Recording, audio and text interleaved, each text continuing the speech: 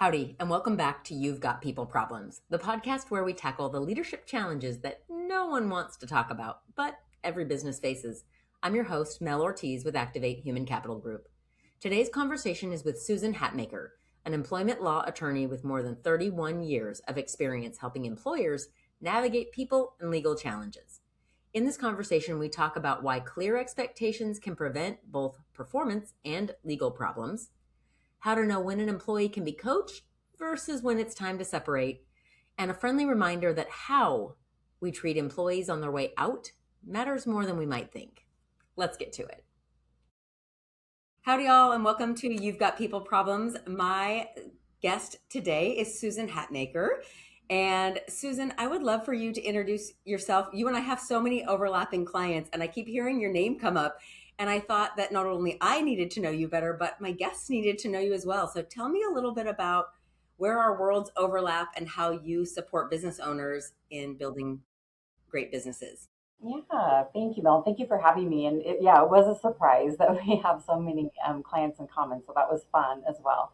But I'm an attorney and I do employment law, and that's my specialty. I've been doing that for over 31 years. I'm based out of Fresno, California, but represent all employees in California, also licensed in Nevada. So do everything that I can really from start to finish with an employee. So and hopefully it's finished at the separation of employment. But oftentimes, especially in this climate in California, there are a lot of employees who are coming back to employers post termination with letters from attorneys asking for records, going straight to lawsuits. There's wage and hour class actions. There's the Private Attorney General's Act. So there's a lot of risk for employers, and they don't necessarily see some of these things coming because a wage and hour class action may be the least thing from their mind because they terminated the person for damaging equipment. So, but when they go to an attorney, that attorney is going to say, "Oh, why'd you get terminated?" Never, that's a pretty good reason. So, well, what about your meal periods? What about your rest periods? What about, do you work off the clock? Let me see your pay stub. So they can turn it into something that the employer never thought it would be. So it's important to really handle employees from the start, properly onboarding, vetting throughout the employment, how you treat them, how you develop them. And then if, in the unfortunate situation you have to separate, how you separate and the best way to separate that employee so you can prevent lawsuits and also those awful lawsuits. So there's a lot of tools that an employer can employ to help with that preventative work so they can avoid a lawsuit, and then also developing their employees so their business can be the most efficient possible and run. Yeah. So I want to be clear, your primary client are business owners typically, Yes. and business leaders that you're in the business of protecting the business, representing the business. Yes. Okay. Yeah. So let's start with a scenario. I'm thinking about a business owner who's kind of at their wits' end. They've got a team member who they've tried with and it's not working out and they're not sure how to part ways and they don't want to set themselves up for a lawsuit. So they come seeking your help because they're just frustrated and they're like, "Susan, tell me what to do. I got this team member. I brought them on. They showed great potential. I promoted them and then they started to peter off. And now all of a sudden they're making mistakes that are costing us money. We're all frustrated. I don't think they're happy either. Where do I go from here?" Yeah, that's a common issue. And I would say the first thing that's wonderful about what you just said is that they actually sought legal counsel before they took the step to have a separation of employment, because a lot of times I hear about it after the separation of employment and the employee is angry and they're suing. So that's a good first step. But we have to kind of take a look at the whole scenario and see what has happened with this employee. When were they hired? What was their position? What were the expectations? Were those communicated to the employee? As the employee was promoted, were the new expectations communicated to the employee? And then as they started I'm actually petering, going to pause you there for a second, Susan, because I have to tell you, in 20 years of doing employee engagement research, that is the number one area of frustration for employees and employers is the employee doesn't know what you want from them. They don't know how to win at work. And the employer maybe thinks they've shared their expectations, but it isn't clear enough that that employee feels like every day they are winning at work. They know how to meet your expectations. I see so many instances where the employee feels this sense of imposter syndrome because they want to deliver for you, but they either don't have the right talent set, so they can't, or they don't really have clarity on what it is you want and where you want them spending their time. So I just can't underscore what you're saying there enough, that onboarding process. And even we can say at any point in their time. I have a client yesterday I was with, the general manager. They said, you know what? We think we didn't do a good job onboarding you. Can we just pause for a moment and recalibrate?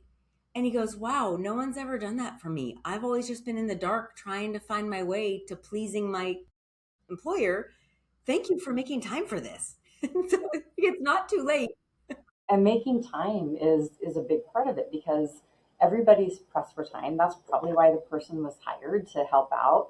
And sometimes not everyone has the time, to take that time to really communicate the expectation. So by the time they get to me and they're frustrated and they've rolled their eyes and they've thrown papers around and they've kind of thrown in the towel and they want to fire them tomorrow, that's when we kind of like take a step back. Okay, well, let's look at the history and kind of learn a little bit about this relationship and where it went poorly, and so we can kind of figure out how this employee is thinking, how they're rolling, how are they going to respond to a conversation about separation of employment, and do we even need to go there? Sometimes I'll have conversations with employers and I'll say, well, what do you really think about this employee?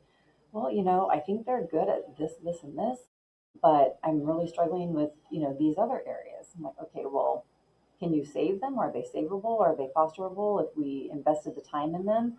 And so then we'll walk through and we'll provide options. Okay, option one might be let's try some more coaching, and maybe we hire someone like Mel Ortiz to come in and do some coaching, and we have a job description, we lay out expectations. Um, if the person's savable. Now, there's a lot of times where too many things have occurred, too many mistakes have happened. They know the person's a liability, and perhaps they're even doing things that are harmful, like smoking their propane tanks, and they just can't tolerate that. But in a situation you have a safety issue, still offboarding in a particular way, I like to call it a soft landing. Let's give these people a soft landing so they leave with their dignity. They leave knowing that you do care about them and you do care about their next step, and you keep that relationship somewhat intact. Of course, you're letting them go, so no one's going to be happy about that. But later down the line, they might be working for a company where you might be able to work with them in the future as a vendor or otherwise. So keeping those relationships positive helps you with your reputation in the future as well, and with your current employees. They see how you're treating someone. So take me down that path a little bit. When we have hard no activities, there's someone drinking on the job, they're smoking near a propane tank, they're doing any number of things that are hard stop. Walk me down that path. I'm an employer, I've got a team member who I caught drinking on the job. Counsel me in next three steps. Okay. Keep myself So, out of the water. so drinking on the job will be a good one. So the first question is going to be, do you have a policy in place?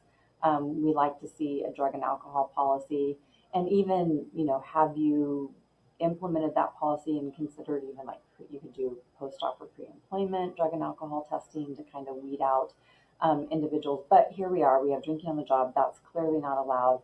Somebody's intoxicated, so you want to ensure that you have a policy that you can test them, because you will have a reasonable suspicion that the person is under the influence of alcohol. And I always say, let's have two supervisors that have been trained in how to detect people that are under the influence of alcohol. And I have like a little worksheet, are the eyes glazed over? Are they slurring their words? Is their gait off? And they go through the checkbox.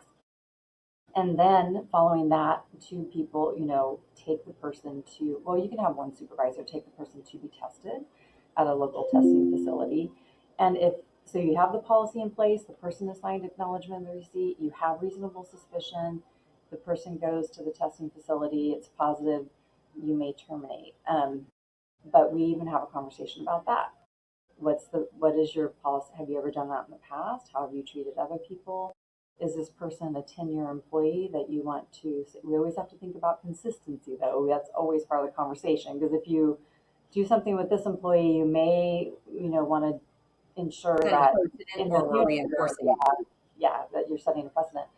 But there is an opportunity, for example, a last chance agreement.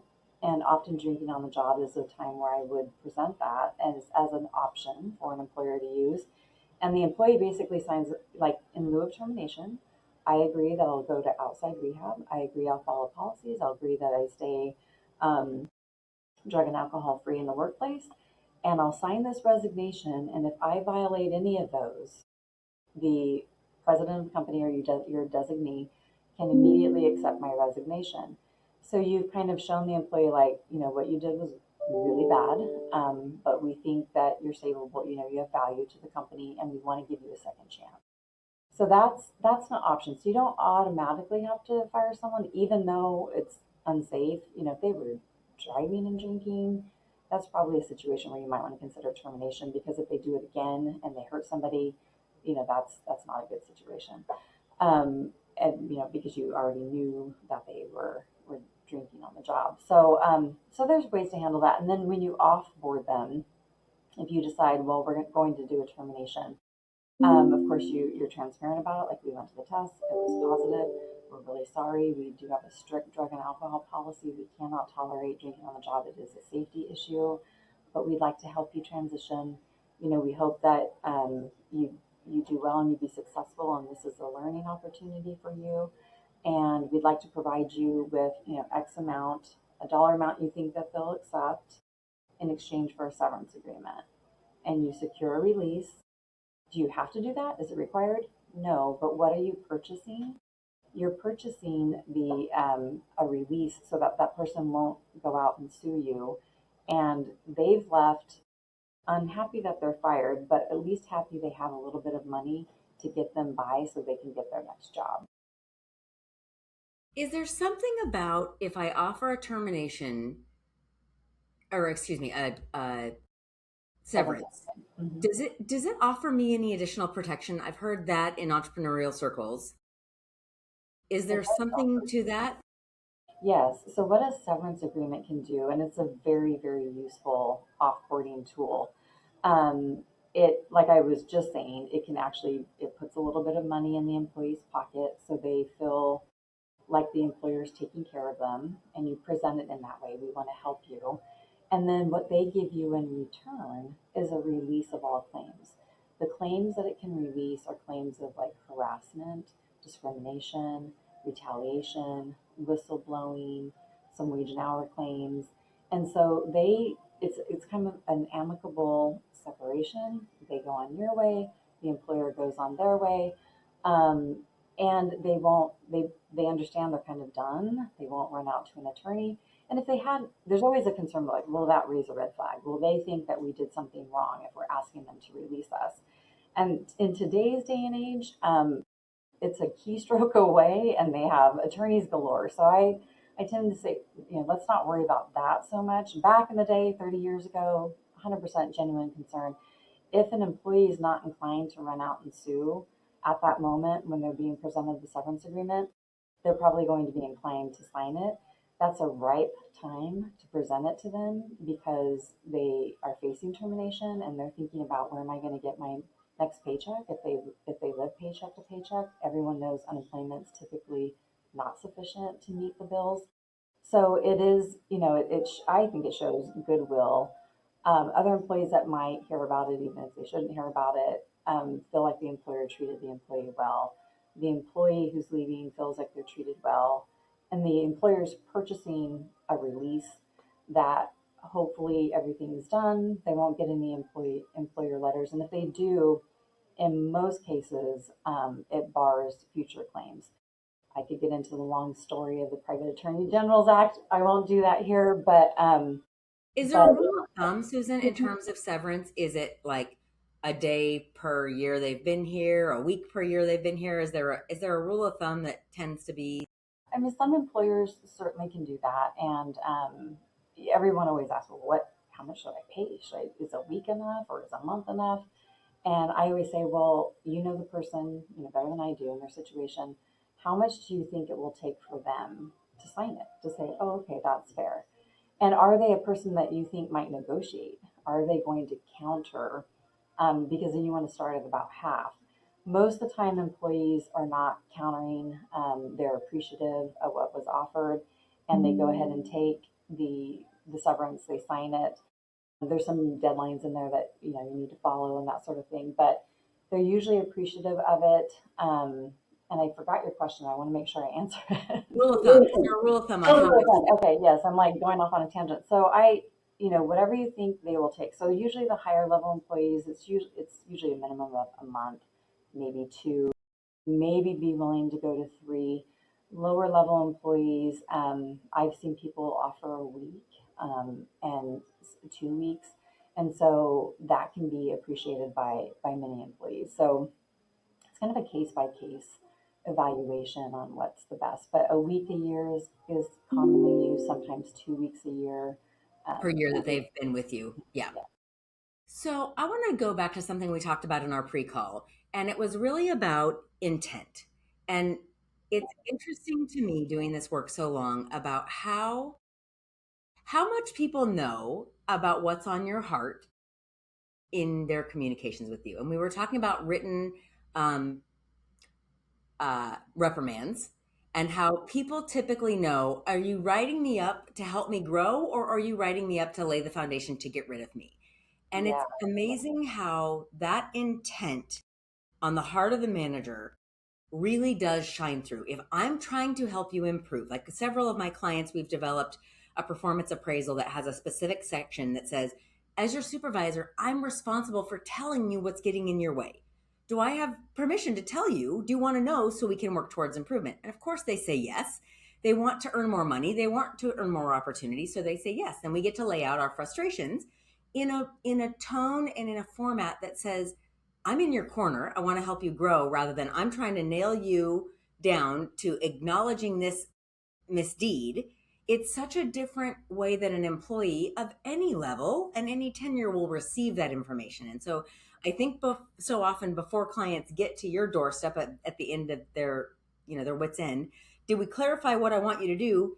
And did I clarify how you can improve in a way that helps you springboard to more opportunities, more growth, more success? Or am I just does it feel to me as an employee like you're waiting for me to fail and then you're going to yank the rug out from under? Yeah, or setting me up to fail and things like that. Yeah, that presentation I think is so important. Is the supervisor taking an educational approach to redirecting the employee so that they don't make the same mistake over and over, or don't make mistakes at all, ideally? Are they developing the employee? Are they educating? And an employee can really sense the difference. And so that's where the leadership and training the managers can really be helpful, not only in helping that employee be successful, but also helping prevent legal claims. So they really are tied together. So I don't know that every manager is thinking about, how I do this write up and how I present this to the employee could impact whether this employee eventually sues the company if they're not successful. So I think it's very important on the approach and how it's worded, even the body language that the employer or the supervisor is using when they're presenting it. Are they giving off like are they dismissive? I'm kind of done with you. I'm checking a box. HR is making me write this, or are they engaged with you and really trying to help? And if you're a supervisor and you're kind of done with this employee and you are checking a box, at least pretend that you're not, Really, really. Fake it till you So, make it, and yeah, pretend like you actually have this person's best interest at heart, because sometimes in the faking it process, you realize you really do have their best interest at heart. I don't think there are a lot of really mean spirited owners or managers out there that want this person to fail. We just know they're not thriving in our environment. And sometimes acknowledging that and saying, I think we did you a disservice when we moved you into this role. What do you think about backtracking a little bit? And let's try to see if we can get you back to where you're thriving, because I might have made a misstep and I don't want you to fail. I want you to succeed. And so sometimes that humility and owning that. yeah, and sometimes that can be difficult to see, on supervisors' part. But what you just said actually could resonate with a lot of employees because the way you say that, the same exact thing, you want the employee, you want everyone to kind of take a step back, do a reset. Let's redefine expectations. Let's kind of learn the core work again.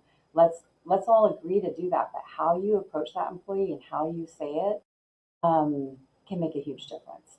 And some employees are completely reactionary. They see something negative and they just go from 0 to 100, and they're already calling attorneys, and they're ticked off, and they're going to let you know it. And now you're dealing with a problem employee, and now you're like, how do I deal with this employee? Like some of these employees, these days, you didn't really see this 15, 20 years ago, but they're very confrontational. They'll go at the supervisor, and the supervisor's like, well, I don't really know how to handle that, because their reaction is, I want to fight back. And so, the good manager will just take a step back and maybe take a break and revisit the next day. But I think what we're getting at is, educating that employee, bringing them along in a positive way, even if it ends up that you have to basically counsel them out the door and they end up at a separation of employment. How you treat them every step of the way is super important. It'll be an easier separation that will probably go much more well than if they were treated poorly, because you won't have as angry of an employee, but you will have an employee who understood the expectations, understood where they were not meeting those expectations. So by the time you have the separation conversation, they know it's coming and they're not surprised. Sometimes they preempt it, Susan. I've had maybe one in six where we are approaching a performance issue and we start with a recalibration on expectations. Several times I've had the employee look at the new expectations now that they have total clarity and they go, that's not the job I want. Right. And Yeah. they decide to terminate, Mhm. and the sky's open and the employer goes, hallelujah, because I was going to have to push you all the way through this process and you did it for me because we agreed this wasn't a match for your skill set, your interests, your capabilities. And gosh, if we can do that and avoid so much, because it's, you said something earlier before we jumped on the call that really struck me. And when I was at Gallup, like the Gallup polls and their human capital division, one of the things they did is when people left, they treated them like, you're dead to us. If you leave Gallup, you are dead to us. And I always wondered, like, we had some really good people leave. Why didn't we treat them like an alumni association? Because one of the things you said is we might end up working with these people in the industry, as a vendor, as a customer. And the more we can celebrate the contributions they did make, treat them with sincere respect, and know that sometimes there'll be a mismatch of role and skill set and aptitude, the more likely we are to cross paths in a positive way and end up with a great vendor, a great customer, or a good referral. And I think sometimes we get short-sighted as owners because we just get frustrated, and we're under financial pressure, which the employees don't really understand and shouldn't have to take ownership of. But all these other things come into play, and it isn't always about that employee. It's we have our own lens of frustrations that we're processing in addition. Yeah. No, exactly. So, to the first point, that's okay if an employee has figured out. I mean, it's a good that they figure out first, and they want to separate, and that makes it easier. They don't have to have that conversation. It makes it a little bit easier on the employer. I would also say in that situation, have a great send off. Have a little party if they've been a long time employee, or a lunch. Sending them off. Still offer them a severance, like, hey, even if it's a small one, because you're still purchasing that release.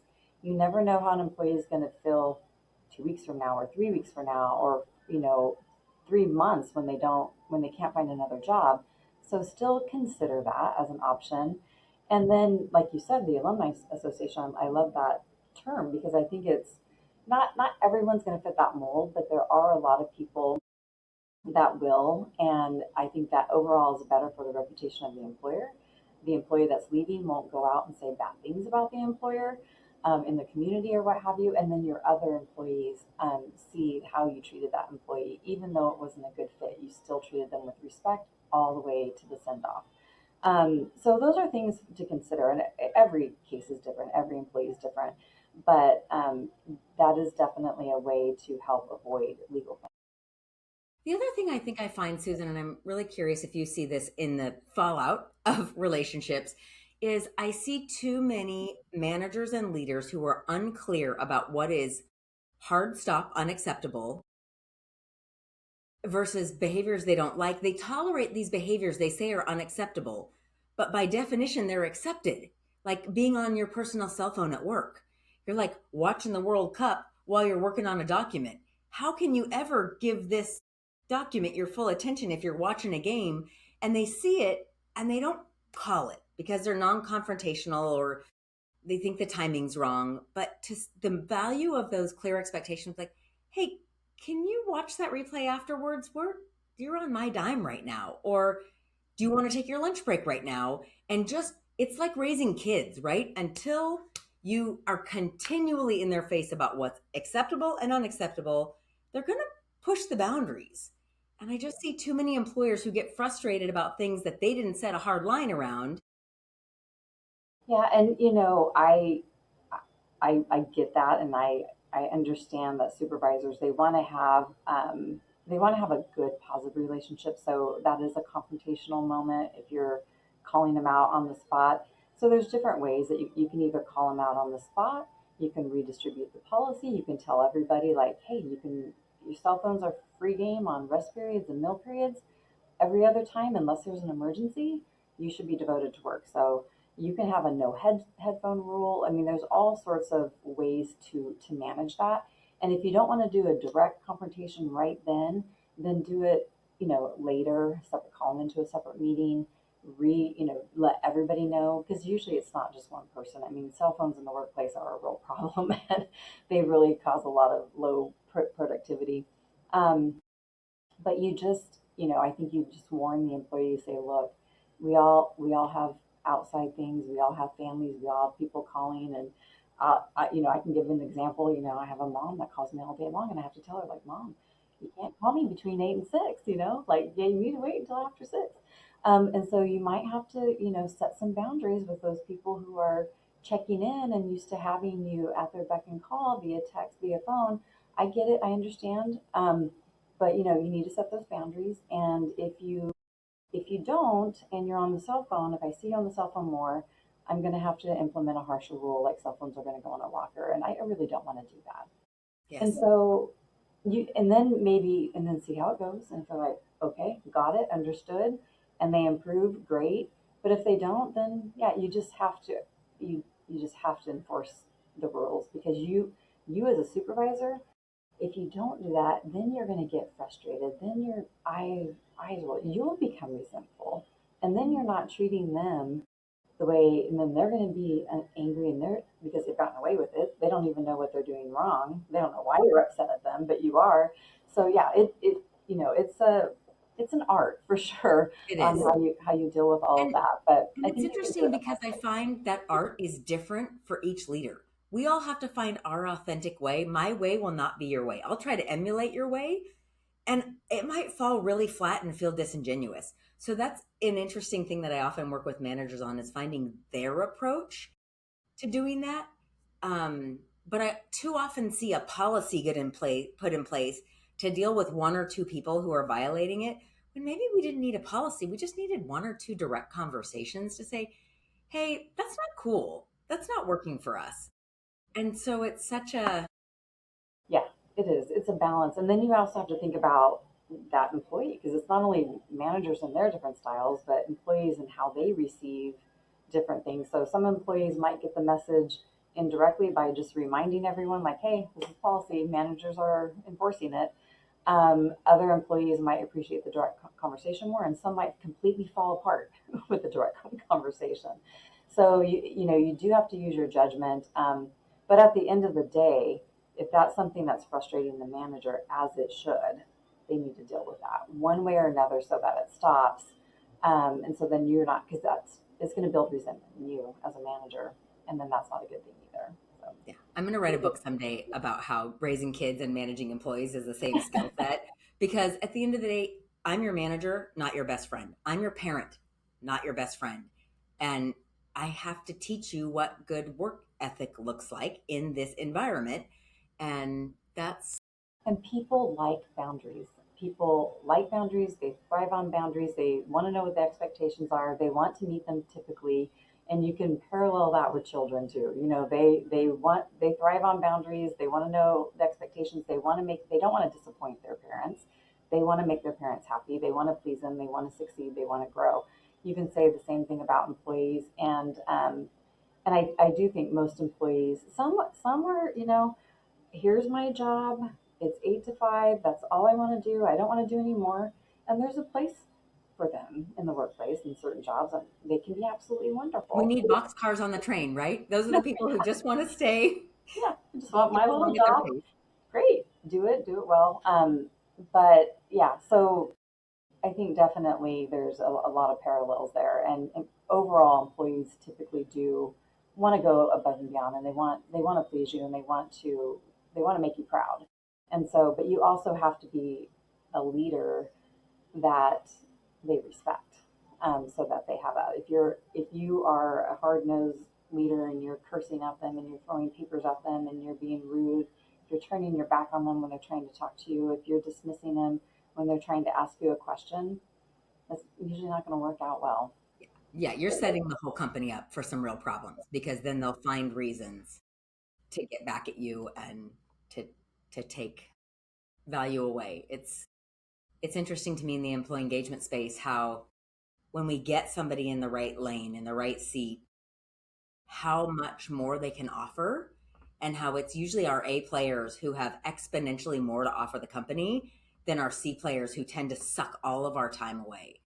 And so that's a real incentive. It's interesting. I have a couple clients who has started just doing temp to hire instead of hiring people off the bat because they want to get a sense for, does this person even belong here before I take the risk to really bring them on board? And it sets this interesting barrier, especially with more candidates on the market, to say, we haven't committed to you yet.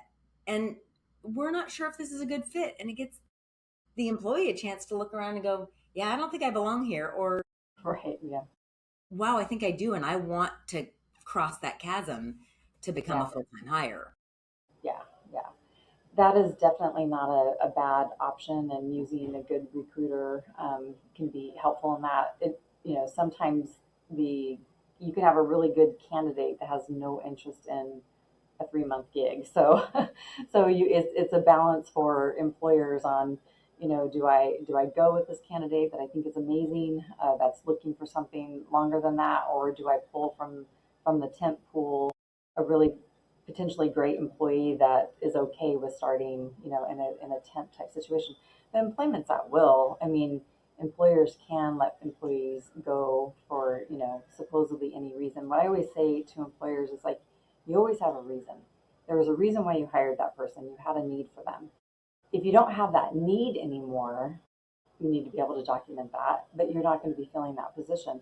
So if you're letting them go, what's your reason? We need to ensure it's lawful, it's a legitimate business reason.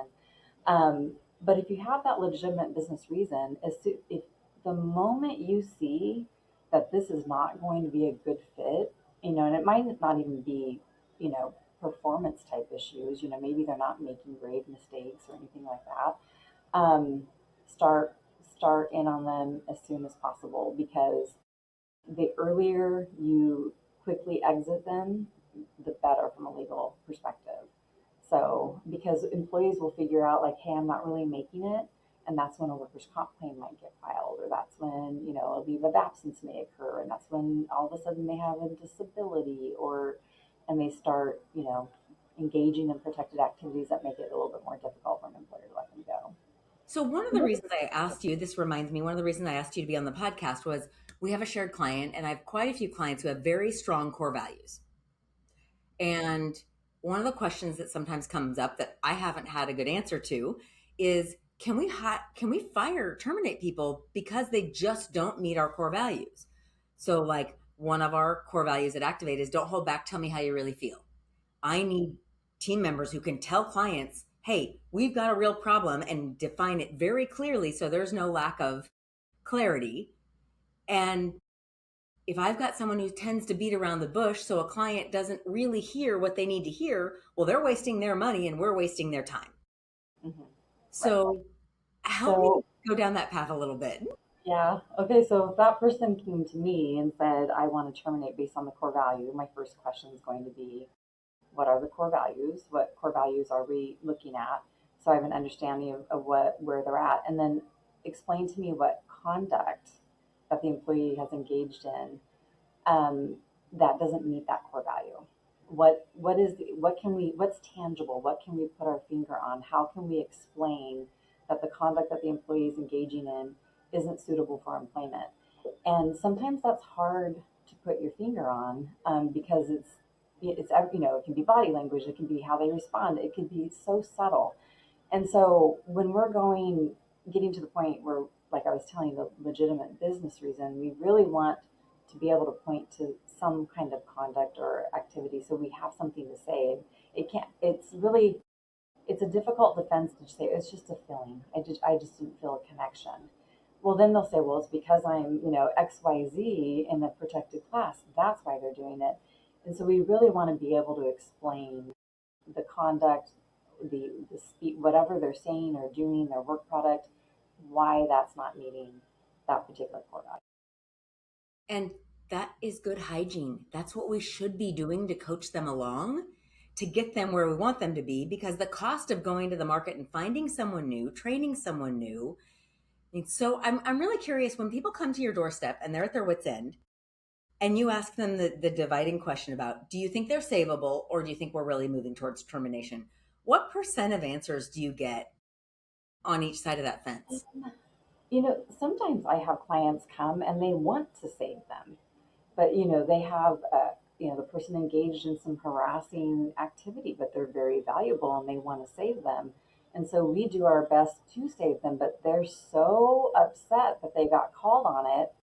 They go on a leave and then they leave and then they sue the employer because they can't handle the fact that they did anything wrong.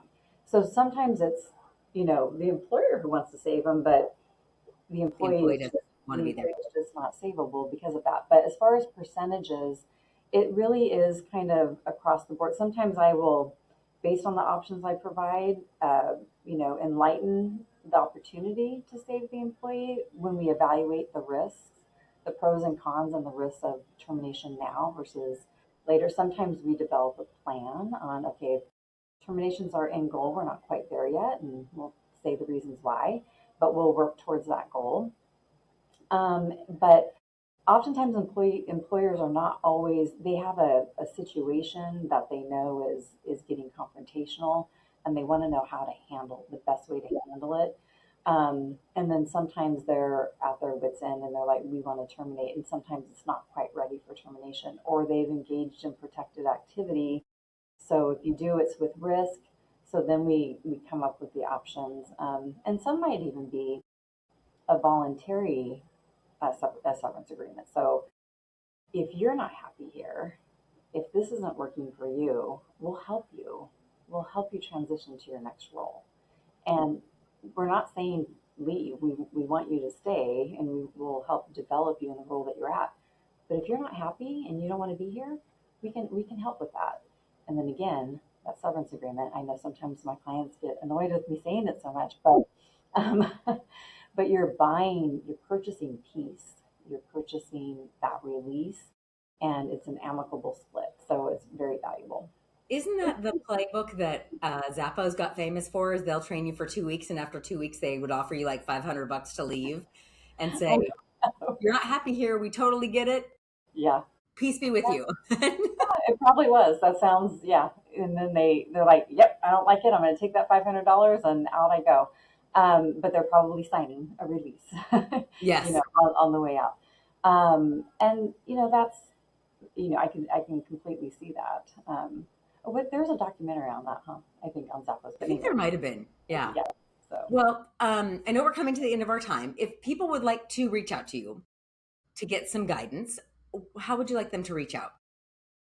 Well, they can call or email. So it's Hatmaker Law Group is the firm name. The website is hatmakerlaw.com. My email is susan at hatmakerlaw.com. And my business phone is 559 3740077. I don't say that one out loud very much. So. Presentation. Yeah, so usually people email, and my cell phone number is public as well, so people can call me and text me anytime. So Amazing.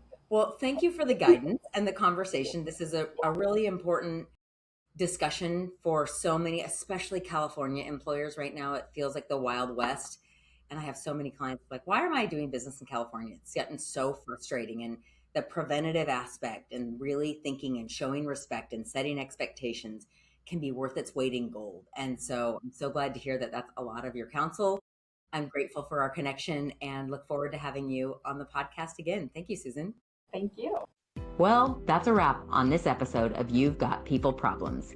If you got something out of the conversation, make sure to subscribe, leave us a review, and share it with the other leaders in your network, because let's face it, we all have people problems. You can watch full episodes on YouTube or listen on your favorite podcast app. But either way, thanks for listening, and we'll see you next time.